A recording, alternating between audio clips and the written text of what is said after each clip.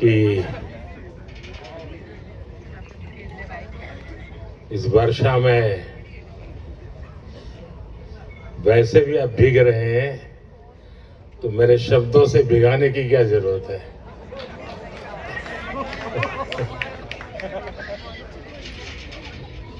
कार्यक्रम में उपस्थित डॉक्टर कर्ण सिंह जी, मुजफ्फर अली जी, मीरा अली जी, अन्य महानुभाव, देवी और सज्जनों, आज जहान खुसरो में आकर मन खुश होना बहुत स्वाभाविक है। हजरत अमीर खुसरो जिस बसंत के दीवाने थे, वो बसंत आज यहां दिल्ली में मौसम है ही नहीं, बल्कि जहान खुसरो के इस आबो हवा में भी धुला हुआ है। हजरत खुसरो के शब्दों में कहें तो सकल बन फूल रही बरस सरसों, सकल बन फूल रही सरसों, अम्बवा फूटे टेसू फूटे, कोयल बोले डार डार। यहां माहौल वाकई कुछ ऐसा ही है। यहां महफिल में आने से पहले अभी मुझे तह बाजार घूमने का मौका मिला। उसके बाद बागे फिरदौस में कुछ साथियों से भी अलग जलब दुआ सलाम हुई। अभी नजरे कृष्णा और जो विभिन्न आयोजन हुए, असुविधा के बीच कलाकार के लिए माइक की अपनी एक ताकत होती है, लेकिन उसके बाद भी प्रकृति के सहारे उन्होंने जो कुछ भी प्रस्तुत करने का प्रयास किया, शायद उनको भी थोड़ी निराशा हुई होगी। जो लोग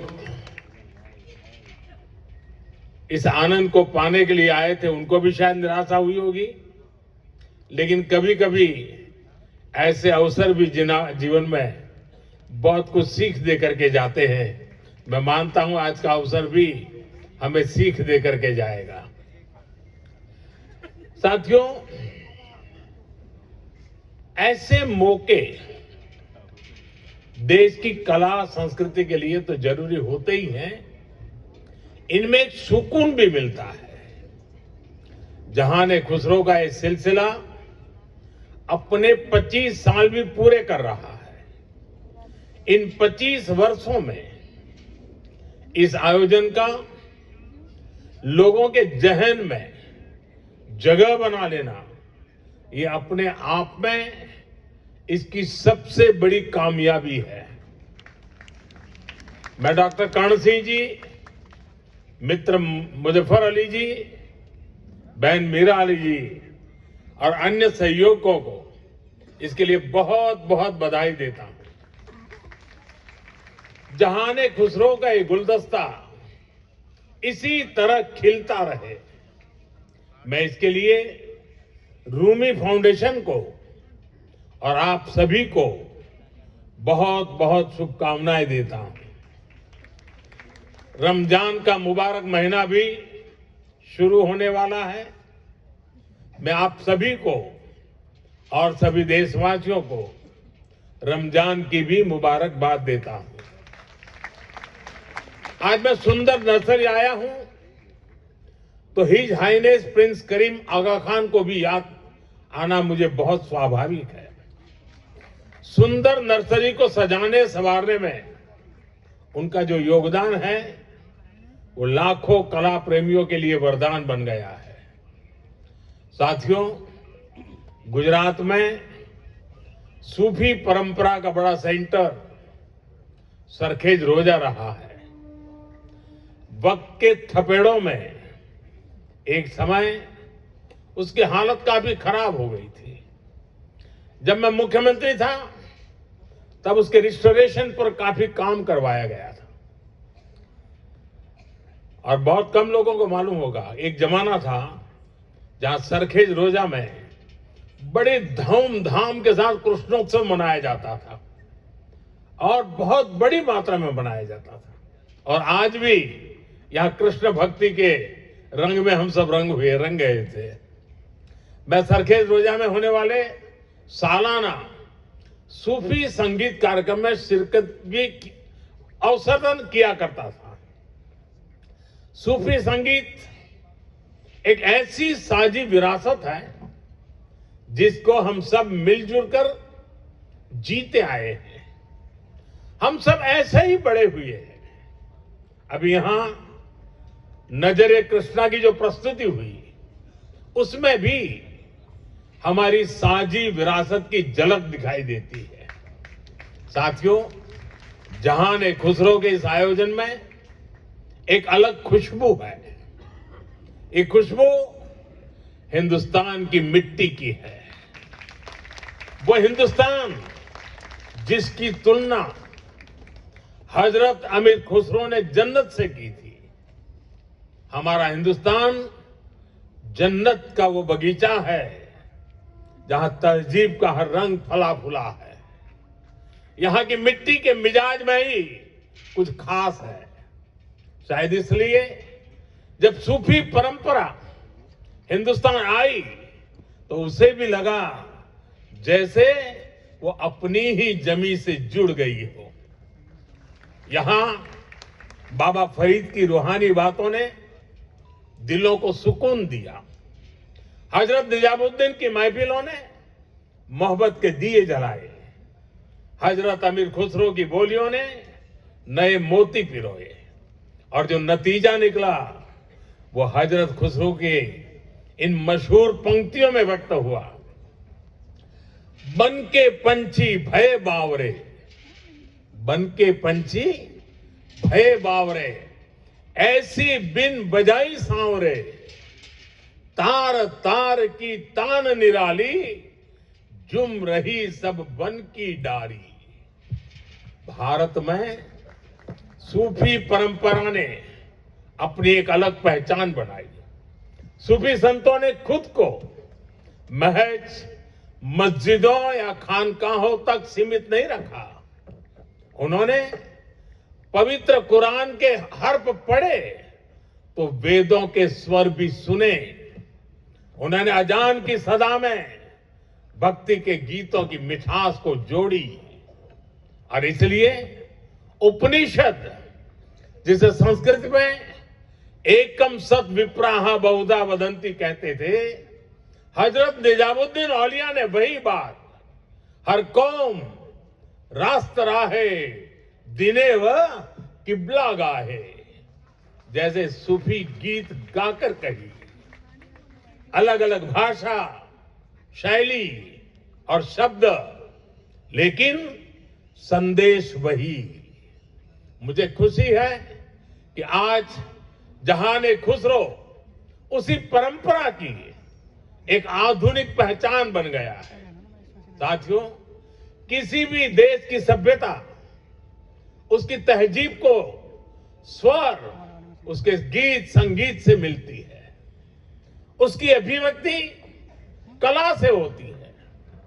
हजरत खुसरो कहते थे, भारत के संगीत में एक सम्मोहन है, एक ऐसा सम्मोहन कि जंगल में हिरण अपने जीवन का डर भूलकर स्थिर हो जाते थे। भारतीय संगीत के इस समंदर में सूफी संगीत एक अलग रौ के तौर पर आकर मिला था और इस समंदर की खूबसूरत लहर बन गया।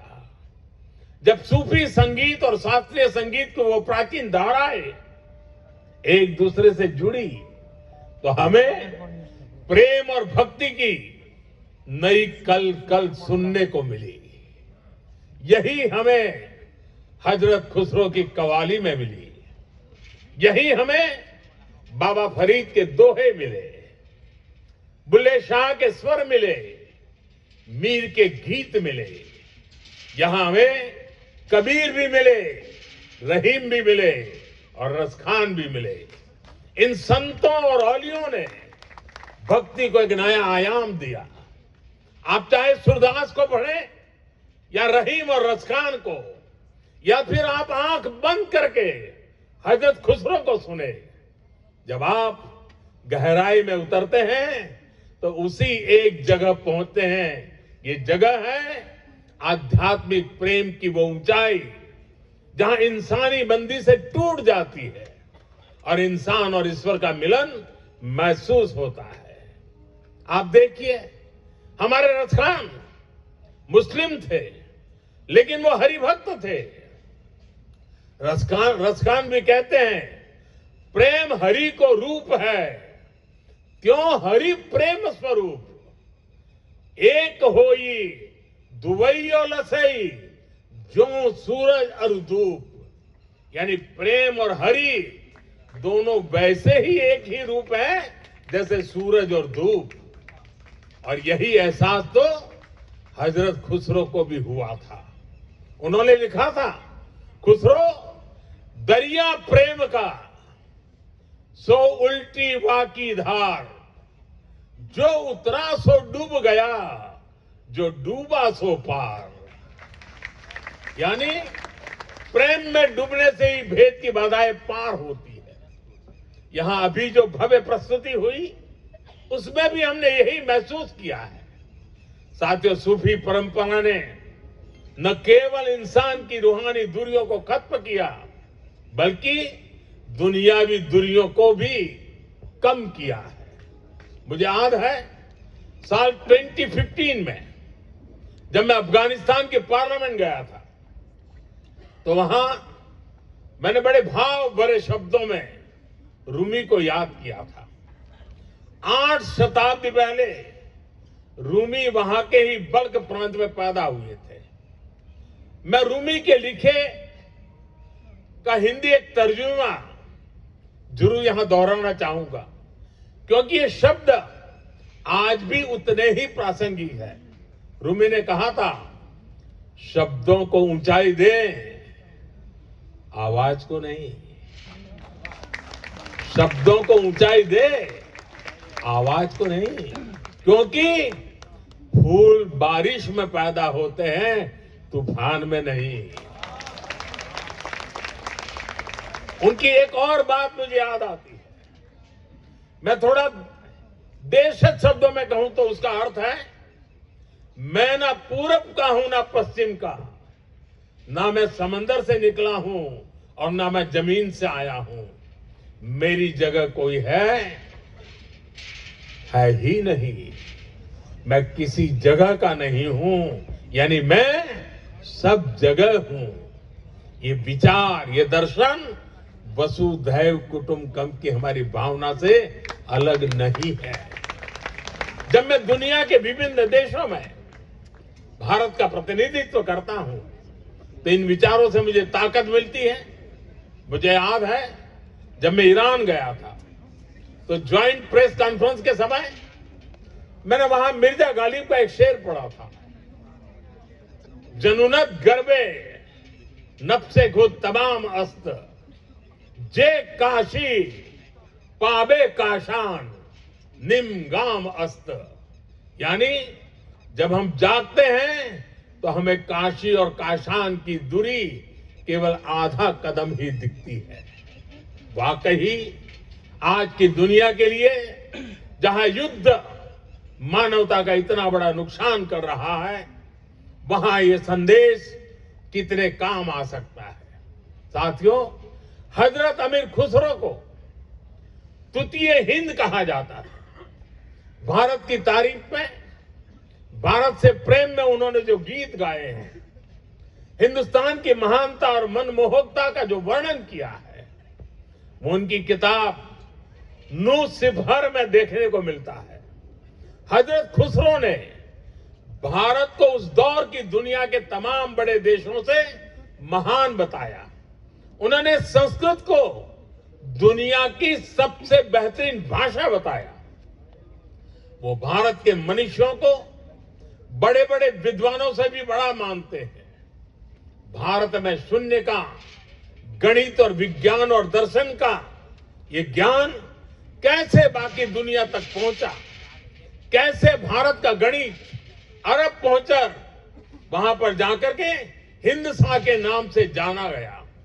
हजरत खुसरो न केवल अपनी किताबों में इसका जिक्र करते हैं बल्कि उस पर गर्व भी करते हैं। गुलामी के लंबे कालखंड में जब इतना कुछ तबाह किया गया, अगर आज हम अपने अतीत से परिचित हैं तो इसमें हजरत खुसरो की रचनाओं की बड़ी भूमिका है।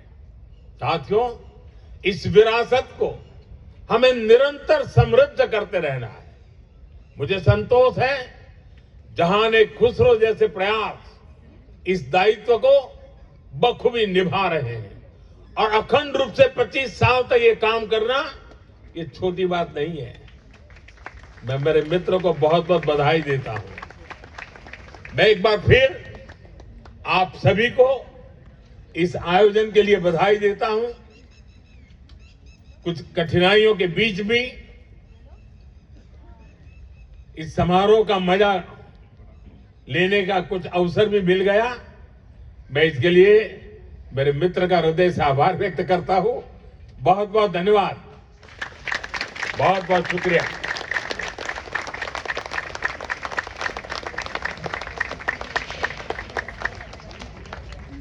Thank you, Mr. Prime Minister, sir, for your kind words and beautiful renditions. Muzaffar Ali